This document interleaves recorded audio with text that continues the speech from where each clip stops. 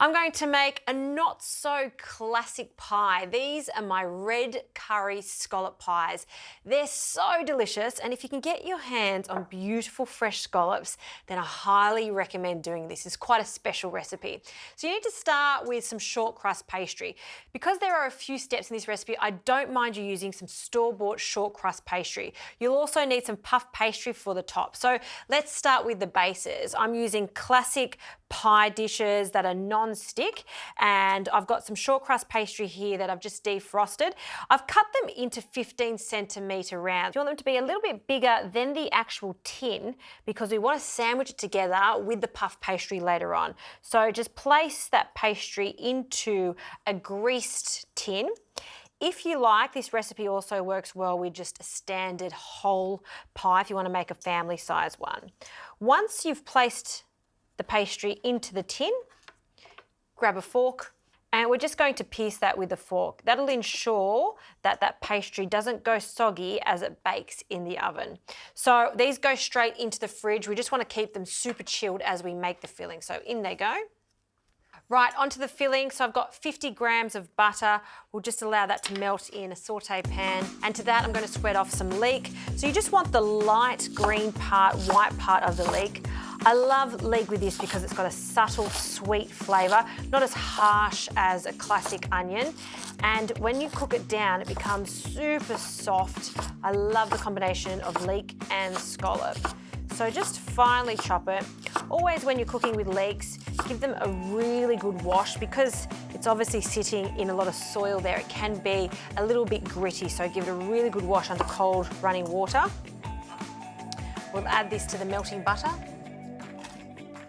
And to that, I'm going to add 1 Desiree potato. Now, I've cubed these into 1cm pieces.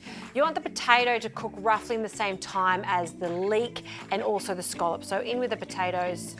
And we're just going to allow this to sweat off for about 5 to 8 minutes.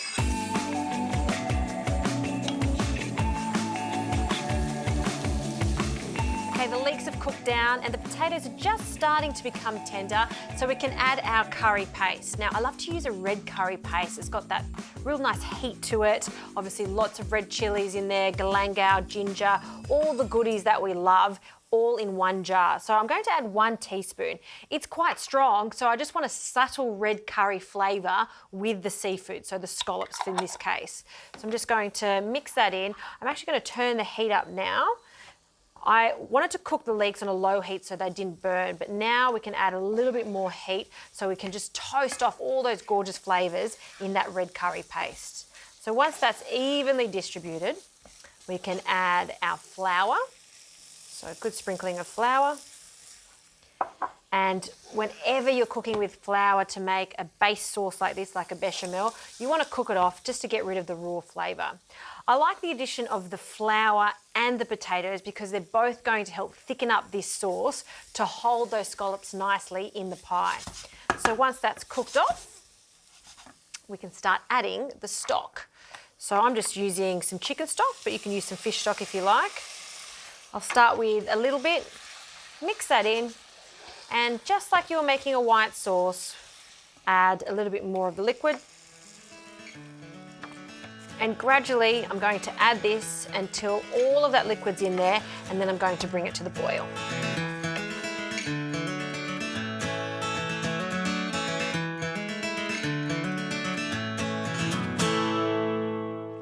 Okay, this is looking thick and lush, so it's time to turn the heat off and add the scallops and peas. You don't want to be cooking these for too long because they're also going to cook in the oven in the pies. I've left the roe on half the scallops because I love the flavour of the roe, but if you don't like scallop roe, you can just use scallops without them. So in they go. And then the peas can go in. And once this is cooled down, I'm going to chop up some parsley, some lemon zest, and I'll fold it through too.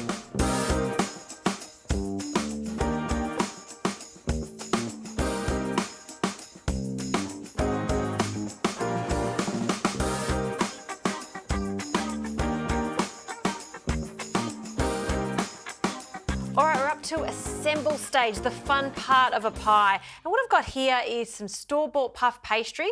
This is a 16cm ring, and I just want it to be a little bit bigger than the actual size of the base, just so they fit seamlessly on top of each other and sandwich together. So I'm just going to cut out 6 of these rounds. And my scallop mixture has cooled down nicely, so we can feel the short crust base. And look at that, see how thick and rich that is. Be sure to add at least 2 scallops to each pie. Fill it up. You want it to be quite saucy. That looks fantastic. Now what I like to do is just grab 1 egg, and this is going to be the glue to bind it together. It's also going to ensure we get a golden crust on our top.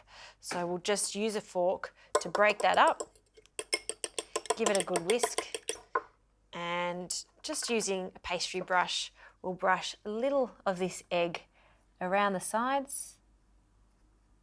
Then we'll grab one of these 16cm puff pastry tops, place it on top, and you can do 2 things. You can either use a fork just to press it together, or if you want to keep it that real classic look, just pinch it together as I'm doing here, and then just sort of tidy it up.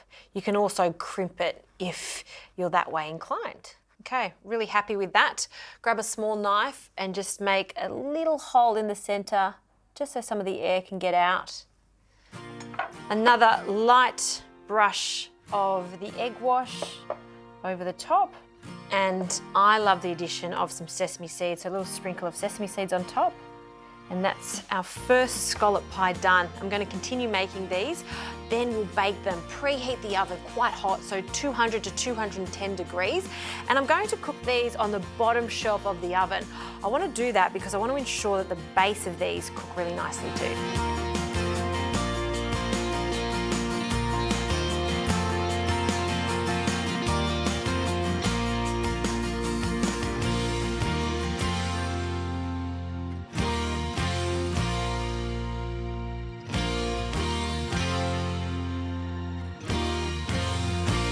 So happy with the way these pies have turned out.